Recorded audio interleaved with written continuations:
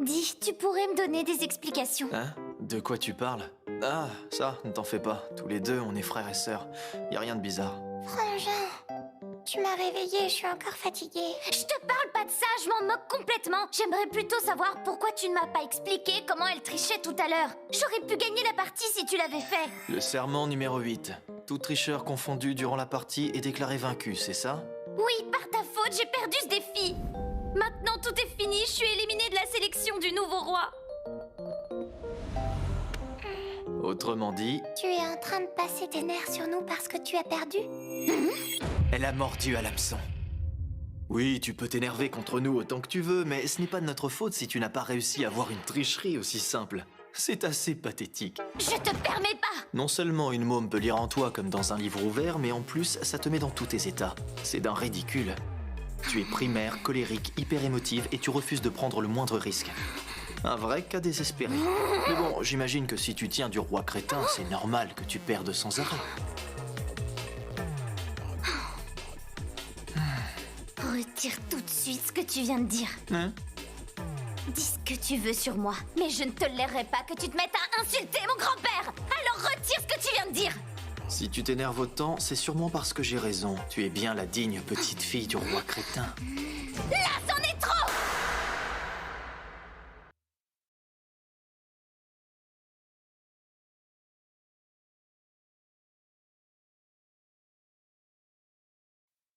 Tu veux faire un jeu?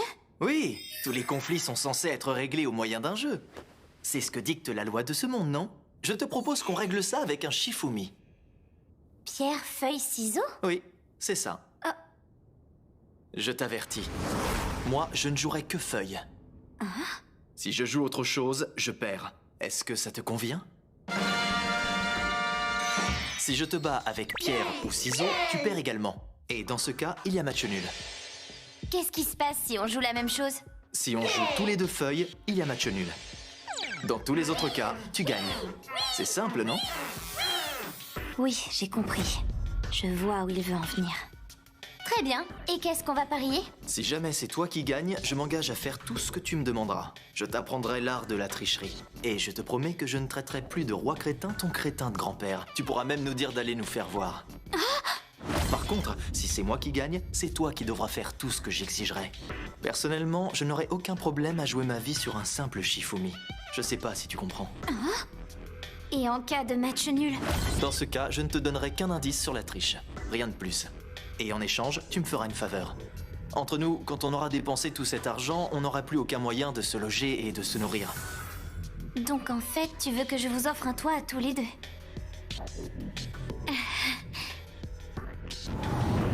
Ok, j'accepte ton défi. Parfait. Alors, sur les serments... Achète! Jouons! Il croit pouvoir me piéger aussi facilement. À première vue, ces règles semblent clairement m'avantager. Mais en réalité, on a une chance sur 3 de faire match nul. En gros, il vise le match nul pour obtenir un toit. Mais s'il croit que je vais le laisser manipuler comme ça, il se trompe. Avec ces règles, si je choisis Pierre, j'ai 2 chances sur 3 de remporter la victoire. Avec ciseaux, j'ai aussi 2 chances sur 3. Par contre, avec feuille, j'ai seulement 1 chance sur 3. J'ai donc le choix entre pierre et ciseaux. Il m'a annoncé qu'il ne jouerait que feuille. Ce n'est pas difficile d'en conclure qu'il cherche à me dissuader de choisir pierre. Bref, il essaye de me pousser à jouer ciseaux. J'ai tout deviné. Il croit que je vais me faire avoir par son petit manège. Je vais faire l'opposé et jouer pierre. Oh! Non! Ne te précipite pas, Stéphanie Dora. Si je choisis Pierre, j'ai 2 chances sur 3 de gagner, mais aussi 1 chance sur 3 de tout perdre. Non seulement ça, mais en plus, il est censé jouer que feuille, comme il me l'a annoncé. S'il tient sa parole, il a 1 chance sur 3 de perdre. Mais il a également 1 chance sur 3 de remporter la victoire. En jouant pierre ou ciseaux, il a 2 chances sur 3 de perdre et 0 chance de gagner. C'est on ne peut plus clair. Il n'a aucune raison de jouer pierre ou ciseaux. Autrement dit, il va jouer feuille. Allons-y, il est temps. Avec plaisir. Prépare-toi à pleurer comme jamais. Mais... Tu as visiblement fait un effort, mais ça ne suffit pas.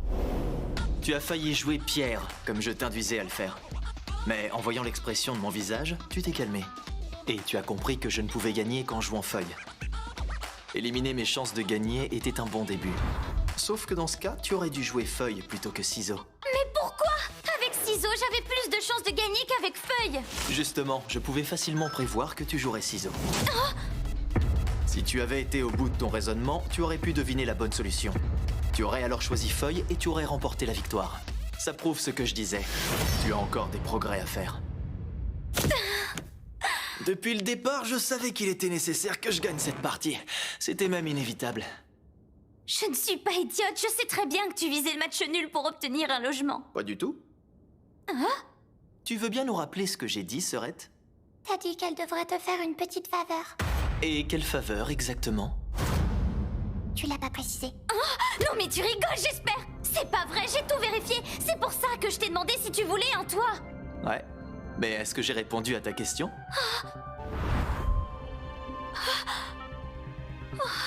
Non, je peux pas y croire. Je me suis moi-même mis en tête qu'il voulait un endroit où loger et je me suis arrêtée à ça. Au bout du compte, c'était ça le véritable piège de ce jeu. La défaite et le match nul t'exposaient aux mêmes risques formulés C'est différemment. une arnaque, ça compte pas. Bien sûr que ça compte. Je t'ai défié en respectant à la lettre les 10 serments.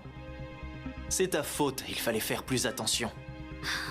Il est temps de payer ta dette. Je vais te dire en quoi consiste cette faveur. Tu dois tomber amoureuse. Mais de moi!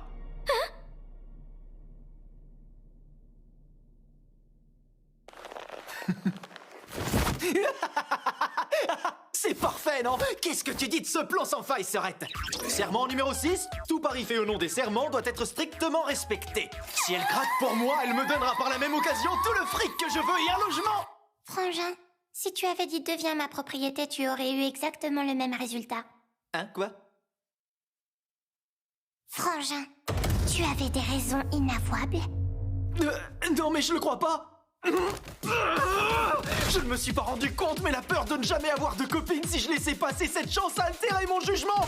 La vache, mais quel con je fais! Quel con! Quel con! Tu m'avais assuré que tu voulais pas de copine. Hein? Je croyais que j'étais la seule personne dont tu avais besoin. Désolé, Shiro.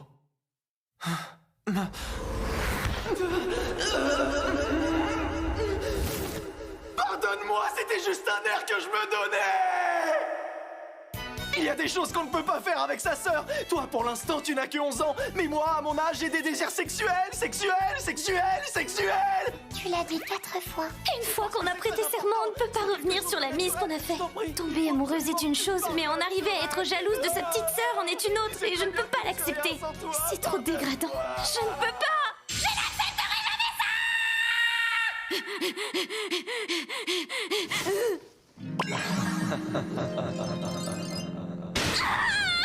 Non, ça c'est non. De toute façon, quand on dit tomber amoureuse, cela ne désigne pas un état éternel. Autrement dit, avec de la volonté, je peux me défaire de cet état. Eh? Oui? Ça ne te dérange pas si je t'appelle Steph? Mais non, pas du tout. Non, mais ça va pas la tête. Pourquoi je suis aussi mielleuse? Faut que j'arrête. Steph, j'ai une question. Oui? Est-ce qu'on peut venir loger chez toi au palais? Avec plaisir. Donc, si j'ai bien tout compris, c'est ça le pouvoir des serments. Frangin, Hein? tu vas te faire dépuceler. Bravo. Il est hors de question que je te laisse voir une scène interdite aux moins de 18 ans. Ça me dérangerait pas du tout. Oui, bah moi, ça me dérangerait. Il y a des limites à ne pas dépasser. Alors restons dans les limites de la décence.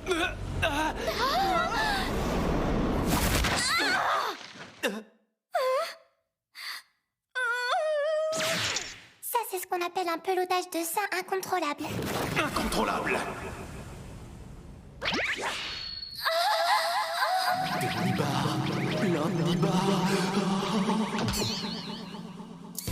Et maintenant, cette jupe relevée est l'opportunité parfaite pour... Un matage de culotte. Qu'est-ce qui se passe? Non.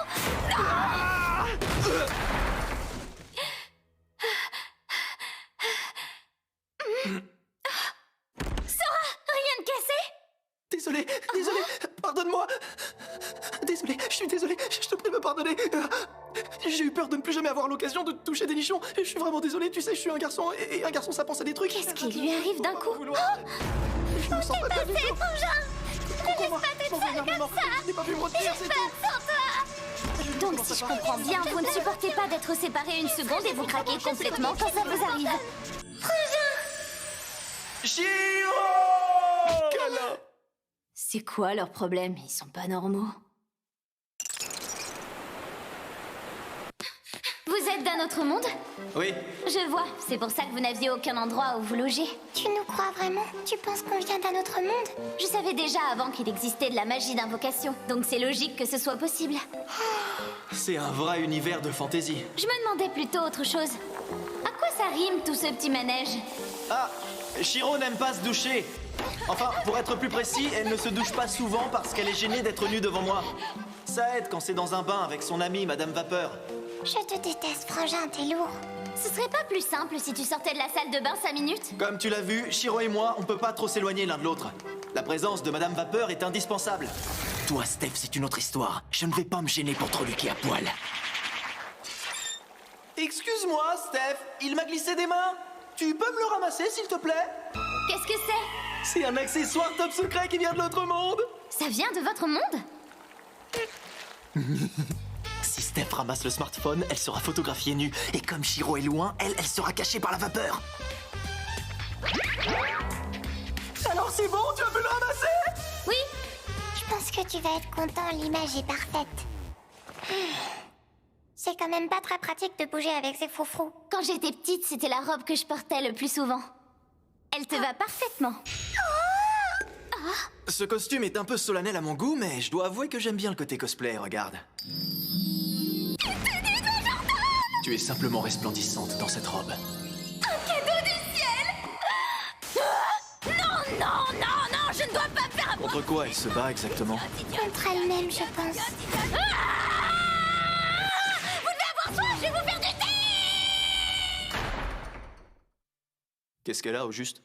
Frangin, tu comprends vraiment rien aux femmes.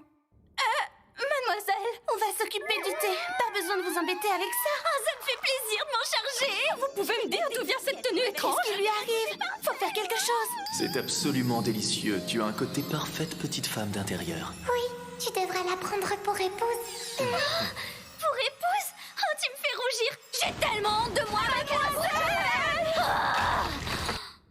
Maintenant, il va falloir te ressaisir, Stéphanie Dora. Arrête de te faire manipuler par des gens venus d'un autre monde. Ça y est, j'ai fini de tout préparer. Sora?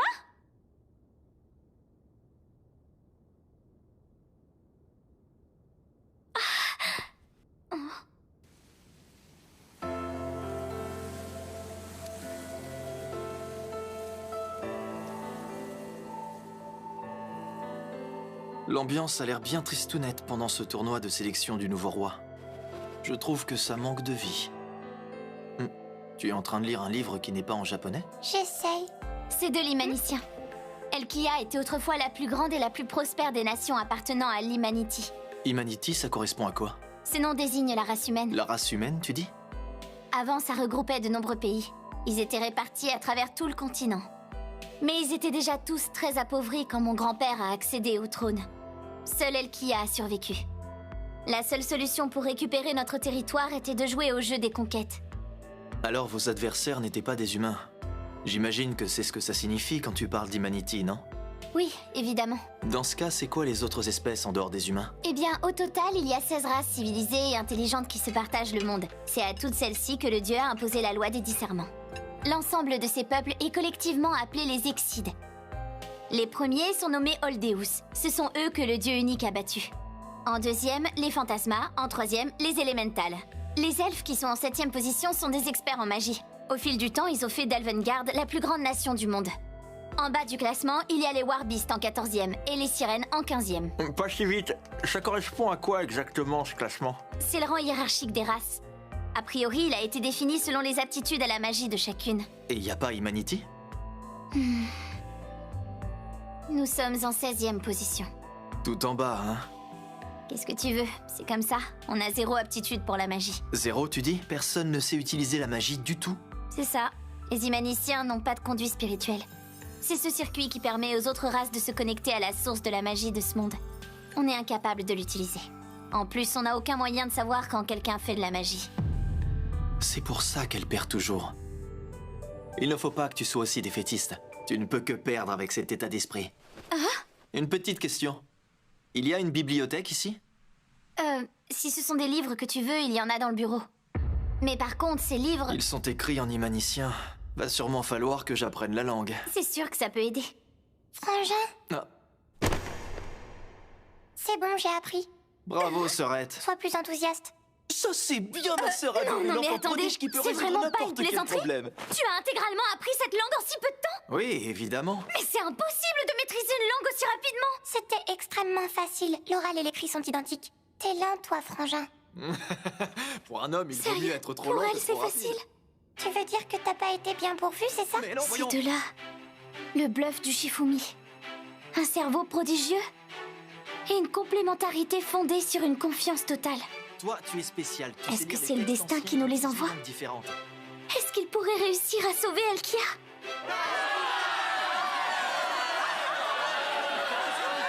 C'est officiel, Kuramizel remporte la partie.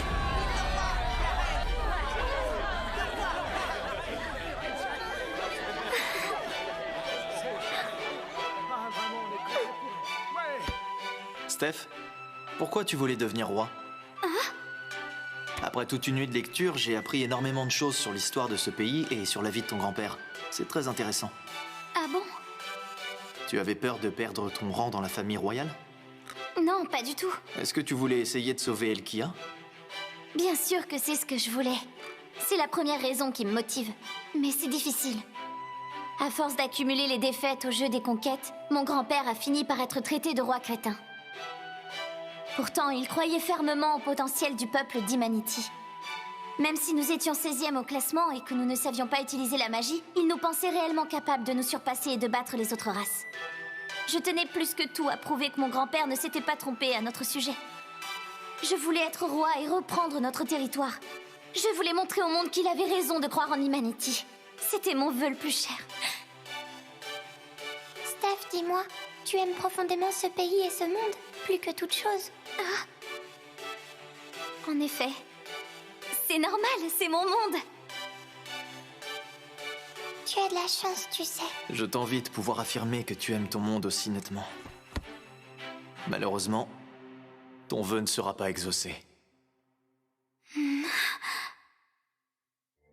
L'avenir est trouble. Ce pays a des chances de périr et de disparaître à jamais. Et ça risque d'être déterminé dès que le prochain roi montera sur le trône.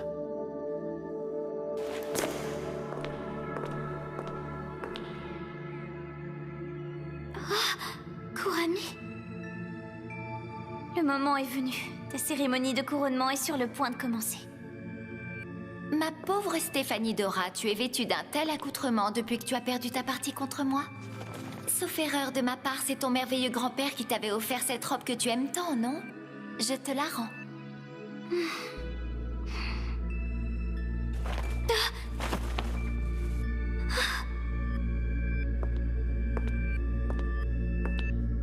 Fais-toi à l'idée, tu as perdu, c'est terminé.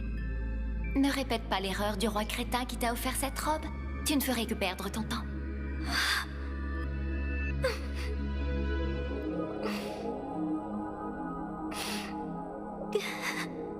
Tu es bel et bien la petite fille du roi crétin. La partie a déjà commencé. Tous les coups sont permis.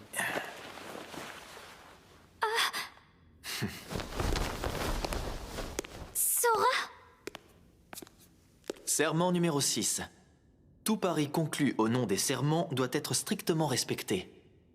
C'est à toi, ça. Enfin, tout du moins, ça l'est encore pour l'instant. On dirait que la famille du roi crétin sait s'entourer. Ses serviteurs sont aussi crétins que sa famille.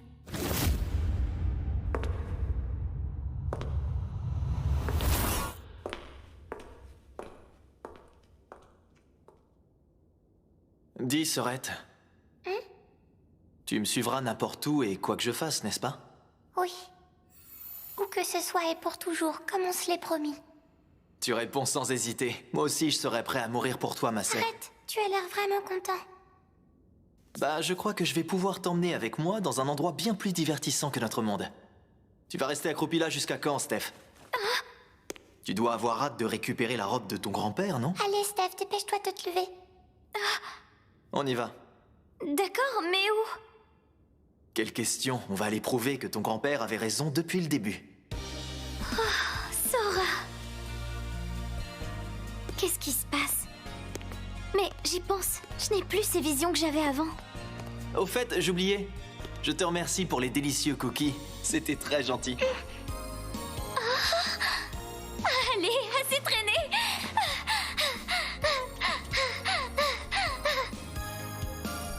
Mon objectif est fixé. Dans un premier temps, je vais faire en sorte de devenir le prochain roi.